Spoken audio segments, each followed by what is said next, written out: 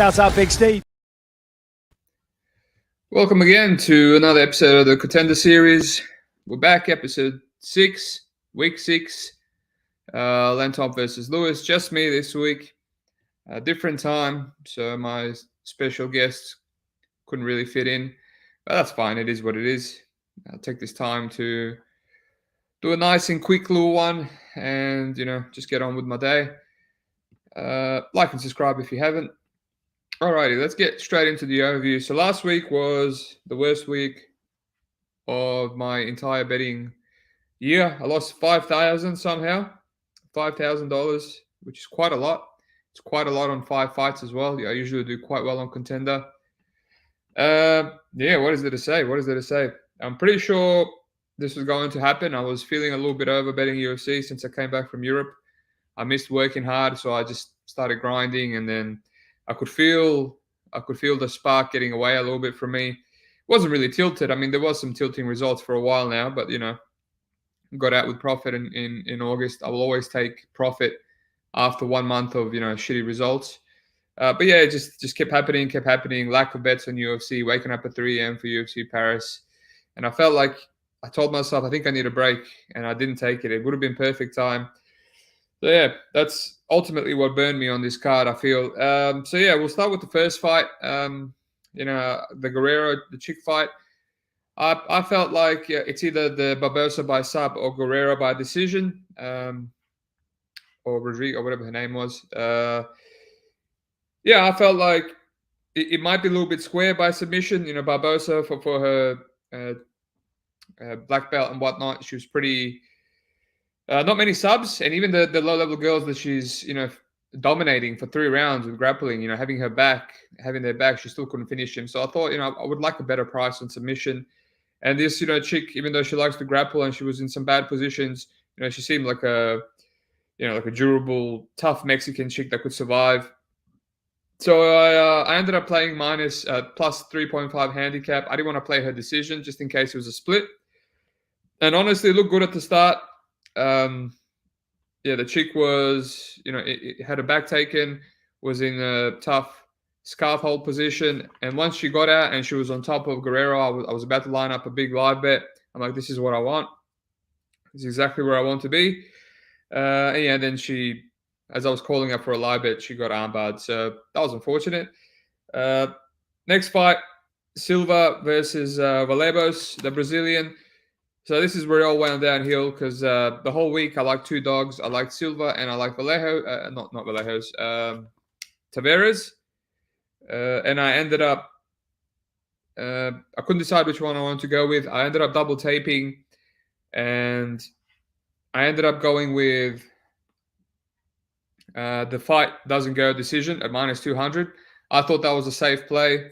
I do blame the coffee. I sipped a little bit of coffee. And I was like, let's go. This is hitting. I put a full unit on it, 1,500. Obviously, it didn't hit. As soon as I saw how they both started fighting, the Vallejos, the 21-year-old kid, just absolutely choked in there. And even though he fights like a savage in the regionals, this is why I wanted to fade him. And Silva, outperformed this tape, which always happens in Contender Series, right? That's why I wanted to play him. So yeah, that was tilting. After that. Who was after that? I think Tavares. I had Tavares, no scorecards. If he went to decision, he wins. I didn't like that at all. I kind of played that and thought that was a losing bet. Couldn't cash it out. And, that might have been early stoppage, but it's still, it was still a bad bet. I don't think he was going to finish the other dude. It was just a way of me kind of forcing the dog shot. I thought there was value. But yeah. And then there was one more fight. What was the other fight I lost money on? Oh, Budka. I didn't do anything with Budka. When he went to plus 150, I was like, this is a play. And I just didn't play it for some reason. I was going to wait for live bet. And even though they were just clinch humping for the whole round, I was on the phone and it kept being suspended the whole time. So yeah, that just tilted me. Just nothing that could go right went right. And then at the end, I had Lopez inside the distance and Lopez minus 3.5. We saw how that went. Now, some people will tell me, why not play the under 1.5? The 1.5 felt safe. because I didn't think the other guy had a chance of finishing him. He looked like an absolute bum on the regionals. He only finished bums, and he finished them in like weird ground and pound ways when they flaked on him. Seen Lopez hurt by Rodriguez, and he seemed to have a good chin, iron chin. And I didn't think Lopez had big equity of finishing him in under 1.5 rounds, but I did think he was eventually going to break him. I thought he was going to look a little bit better than his tape, this Brazilian. So yeah, that was my take. I didn't want to play under 1.5, and then Lopez finishes him, later half of round two, because he doesn't seem to have like one punch KO power. So that's it. I was playing it safe. I thought it was a squash match. He had a few shots, and this dude didn't drop, even though on his tape he's just completely flaking and instantly dying out there. So yeah, he didn't drop, and he was the more explosive guy, and Lopez fought like an idiot. And yep, I lost quite a lot of money there on that one. So yeah, altogether 5,088 lost. It's important to address it. It was really bad betting. Right after I did a video about protecting your capital, I did a video on tilt as well. That's coming out later. But yeah, what can I say? Whenever I feel the fear of FOMO, fear of missing out on profit, that's when you should take a break. Because if you know me, I instantly, as soon as there's a reason to pass, I pass. Here, Guerrero, I feared of missing out on profit, even though Libet would have been better. She got subbed. I lost Tavares. I felt like there was a little bit of value, threw money away. Gene Silva passed up on him and instead threw away 1,500 on Doesn't Go. And yeah, I mean, I was a little bit unlucky in some of those, but that's the thing. When you get humbled properly. You don't lose half your bets. You lose all your bets. It's a little bit of shit bets, and then even the bets that could have hit, they lost. And then the only bet that I would have won, Woodcar, I just didn't play it. So there's no real explanation other than the reads are not bad. It's just the betting is bad, right? And that's when you're not mentally there. So there we go. Had to get that out of the way. I'm sure I'll have another one for the UFC, but the timestamps will be up, so you can just skip it. But let's get into this card, shall we? So first fight, Gene Matsumoto versus Casey Tanner. Interesting that personally my favorite fight and the highest level fight most likely is the first fight of the night. Yeah, I was thinking this is dog or pass. Casey Tanner, he's just a really physical, funky grappling dude. I like his grappling. He seems to be tough. No quit attitude. Early in his regional amateur scene, he's kind of getting taken down himself, and I took a mental note of that to see if that's going to be an issue in the future. But yeah, later on, no one's really taken advantage of that. He's just kind of mauling dudes. I don't think his wrestling is amazing, as good as his ground game. His ground game, when he gets down, twisters, spladles, banana splits, just really aggressive when he flattens you out. He's a savage on top. And even when he loses position, he just doesn't let up. But yeah, the wrestling itself, I don't think is the greatest, especially with his low-level competition. He is physical. He can muscle you down. But yeah, when he gets on top, he's a savage. He's a savage, and he has good cardio as well. Gene Matsumoto, this kid, quite good. 13-0, 24 years of age. I was impressed. Impressed what I've seen from him. I think he's a little bit more tested. The level of competition on the Brazilian scene. Some of them are padded. That's always the case with Brazilians, but a lot of them are good. The Casey Tanner opposition that he's fighting, they're not even padded. He's just 2-2, losing records. But I know obviously he's had a lot of cancelled fights. I assume people don't want to fight this guy. But yeah, Matsumoto, good volume striker. Takes stuff on the guard, fires back, good combinations, keeps coming forward. He has been taken down in a few fights. He does mix in wrestling himself. He's had 5-round title fights. Great cardio, a lot to like from him. I can understand why he was the favorite. And, I was contemplating a dog shot. I taped it last night. And then this morning, I didn't want to force anything. And this morning, one of my sharp friends told me he played him. And then, I was like, you know what? You're right. Tanner's the more physical guy. Matsumoto, as good as he is everywhere, he just seems to be a little bit not as physical. And he's a bit of a decision machine as well. So he doesn't have the power to punish Casey Tanner here. So I just felt like the more physical Tanner he had, they both seem good, even though Tanner hasn't fought a good level of competition. You kind of have to take him as a dog with proactive grappling and how good he can be if he ends up on top. Seeing Matsumoto have those weaknesses there. The only fear is Matsumoto maybe getting a guillotine because he does have really good front headlock series. Bravo chokes, anacondas. He likes to go for him, and he is a black belt. Uh, Tanner is a brown belt, although I think Tanner's physicality in wrestling kind of evens out. Being a good wrestler really evens out the jiu-jitsu. So yeah, it was a dog or pass, but I quickly went on Bet Online to check the odds, and now Matsumoto is the underdog, which it's kind of annoying. Do I want to play Matsumoto as an underdog now? Maybe. I think he's going to come on strong. I think even if you take him down, he's going to have a get-ups, and yeah, he's gonna turn it on because he has great volume. But I don't know, man. I don't know. I think it's a tough fight. No, I just don't know what to do. I would have taken Tanner as a slight dog, but it's gone now. High level fight though. We've got some comments. He absorbed a ton of damage. That knee and barrage in round 2 would have put some fighters out. Tanner trains with Cejudo and Santino. I'm aware of that. Trains with Fight Ready. Tanner moved to one bit more recently. He's still on Bet365. Yeah, might have to look into Bet365. I'll lock him in ASAP if you're going to. All right, well, I wish I could do it ASAP, but I can't. I'm doing this podcast, but all right. Let's move on. Julia Palastri, Patricia Lujas. I'm not going to spend any time on this whatsoever. Now I'm going to break it down for 20 minutes after that. No, I'm kidding. This chick doesn't look that good at all, Lujas. She's from Peruvian scene, I'm pretty sure. Paraguay. And, she's fighting nobodies. She lost the decision in 2017 and got finished instantly by Lima. Lima's a good chick. She fought an octagon. But yeah, she's got a split against some of these bad chicks. Decisions. I checked the Instagram to see maybe she's moved to America and training in America. Doesn't seem to be the case. She's had 2 canceled fights recently. Palastri, I know Palastri. She's a decent fighter. She should be the favorite. I don't know. Maybe look at Palastri sub. If it's plus money, probably minus money, which is horrible. Yep. I don't know. I'm not running to play the dog. Not running to play this theme on Palastri either. Alrighty. Next fight, another good fight.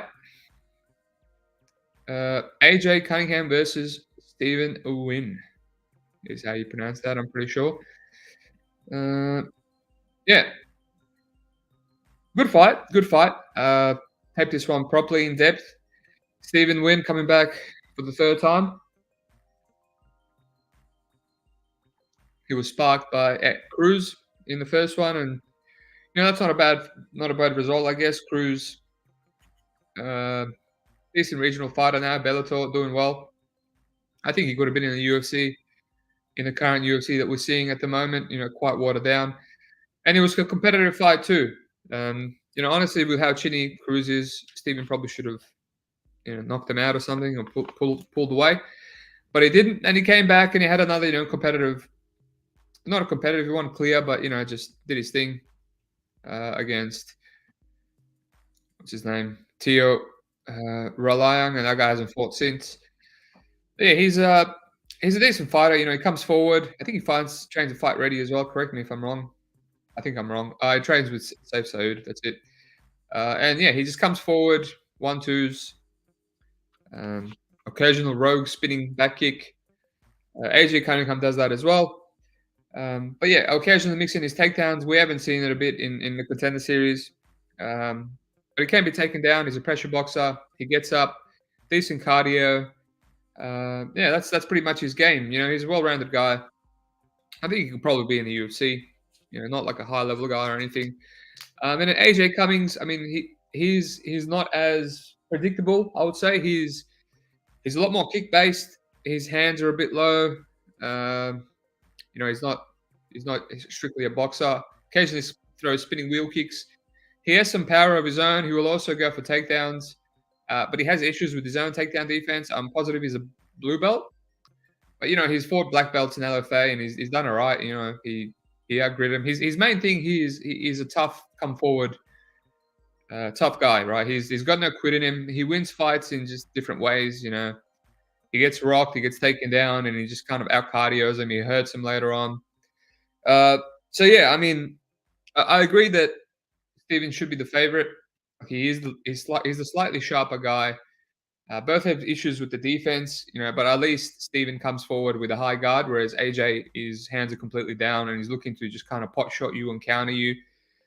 His level of competition is quite low. You know, Jonathan Jackson, he went to a split decision in a 5 rounder.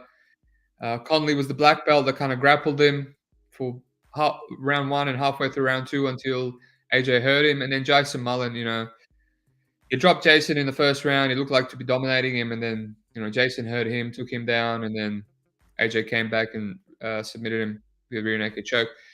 So he's a tough guy, but tough guy. You know, he's got the dog in him. But you know, JB Garcia in LFA just outgrinded him, grappled him for 3 rounds.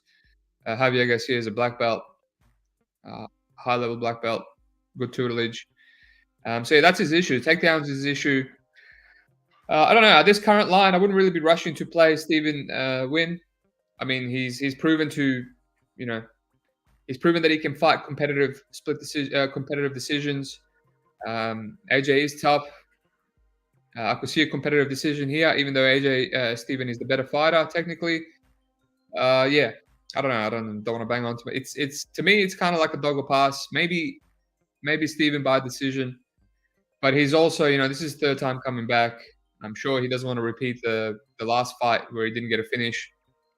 Maybe he comes out super aggressive. Maybe he gets cracked, fights like an idiot, like we've seen people do on Contender Series all the time. And that gives AJ the fight that he wants. Because AJ can crack, because AJ is a dog, he's there for 3 rounds. It's a dog or pass. But I don't have any strong takes here. It's a good fight, though.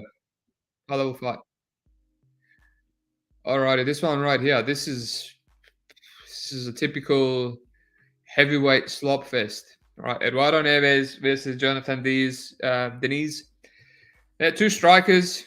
You know, Deniz has a better base, a glory guy, decent record, all KOs. He does seem to have the touch of death. Neves seems to be the more fluid guy. He's younger, 23. He also kills dudes with his power. He's a bit of a donkey. He's got brain farts. You know, he's like one of those cocky Brazilians. And, you know, I've been getting absolutely burned by these Brazilian IQs recently. But yeah, this is a classical heavyweight banger. I mean, anyone can go down here. I think Deniz, his glory record, he's rarely been knocked out. Let me just have a look. I got a head kick knockout 2018. Yeah, that's the only one I can see on Topology, but I'll have to look into his heavyweight record properly. I like to look into these kickboxing records. I did it with Almeida in week 1, and that showed me that he was durable, and therefore I thought that he might have some decision equity as well. So if this Deniz is not really getting KO'd in glory, then I have to reevaluate, the unders, if Neves has a KO path. I have to look into it deep, but I looked at all of Deniz's fights, and it's just a lot of low-level dudes, squash matches. He's good on the counter. Neves is a good boxer on the front foot. Yeah, I don't know. I understand the money coming in on Deniz, but it's just this screams volatility. And on the run that I'm on right now, I don't want to force a bet on an extremely volatile fight in Contender Series. Yeah, let's move on. James Llontop Goku versus Malik Lewis. So Lewis is coming back. I've faded Lewis against Trevor Peak on the Contender Series as a decent sized underdog. I did think his only path was a KO, and I just thought, Lewis. Pardon me, not Lewis. Trevor Peak had, the more dog in him, the better cardio, and he was eventually just going to had the more equity to win the fight over 3 rounds. And, essentially did that. Did have to fight off a scare early. Luckily, that granite chin helped him here. And this is the same way I would break this fight too as well. I think James is another one of these Peruvian guys. He's young. He was finished in one of his losses back in 2019. That was 4 years ago. He was 20. But now, he's just reeled off a few wins, a lot of decisions, a lot of late round finishes. I get why he's the favorite. You look at Lewis, even his last fight after Contender Series, he's got a decision, but he's still slow and labored, and he got dropped in that fight as well. I'm pretty sure he won a 3-round based grapple decision, but it's just like he's still slow and his cardio. You can see that his cardio is not there. This Llontop dude just seems more well rounded. He might have his own issues because he's young but he just has the you would say the durability, the cardio, and the volume mixes things out in better. I feel like Lewis's path again is the finish early, and he's probably going to get outworked here. But I'm not rushing to play the minus 200 on a guy that has his own holes and his path is to outwork someone. Now, this fight reminds me of a lot of the regionals we've seen recently. So I dodged 2 bullets in the regionals. Brave CF, the French champion, minus 200, versus Martins, the guy that was in the UFC. And I thought, man, he's got Martins covered everywhere. Martins a flake. Essentially, Martins just needs a round 1 finish and he's going to fall apart. And, this French dude has never been KO'd. I passed. I couldn't do it at minus 200. And Martins KOs him. So I was like, thank God I passed on that. And then I unified MMA on this weekend. Another win. Another Asian win was fighting, and he was fighting this champion that just gets dropped a lot, gets taken down a lot. He's got a lot of holes, but eventually just breaks fighters over 5 rounds. He was a grapple heavy dude, and Wynn's been grappled and rear naked choked 3 times. So I thought this is probably what's going to happen, and I was like, I can't do it at minus 200, and I passed, and Wynn sparked him in the first round. So twice, the big underdog, they got their win path, right? And I feel the same way here. I feel the same way. Lewis, his only path is a KO. He hits hard. He hits like a truck. He almost put out P. This kid has been dropped. I've seen him hit. His defense is not the greatest, like a lot of Peruvian guys. I'm not rushing to play him at minus 200. I feel like he's a better live bet, even though I can't lock in a live bet on Contender Series to save my damn life. But I'm not going to force it here. I'll have to look into some more of this kid's career. Like, a lot of his fights seem the same. He's very scrappy. But yeah, I mean, Malik is coming back. He has a path. He has a KO, maybe a submission path. The under 1.5 rounds is plus money. Something I could consider there. But yeah, I don't want to force it. I'll look into it some more. And also, talking about the unders, I just realized that Palastri 2.5 is plus money as well. Something I'm considering. I have to look into that too. So yeah, that's it. Nice and short. What can I say? I mean, Jin Matsumoto versus Casey Tanner. I was going to hit Tanner as a plus money dog and didn't expect this much money to come in on him. Yeah, I don't know what I'm going to do. Leave it, I guess. Julia Palastria Lujas, the under 2.5 now I'm considering. AJ Cunningham, Stephen Nugent, Stephen completely steamed. Maybe Stephen by decision. Cunningham. Maybe Cunningham by decision. Sprinkle. That could be paying good. Eduardo Neves, Dini's super volatile pass. And Lewis, James Llontop. I would rather live bet Llontop. And I look at some unders. The under 1.5 is plus money. I think that's Lewis's path. So yeah, that's it. Thanks for listening. Like and subscribe. I should have some sharp guests next week. Yeah, short and sweet. And good luck on your bets.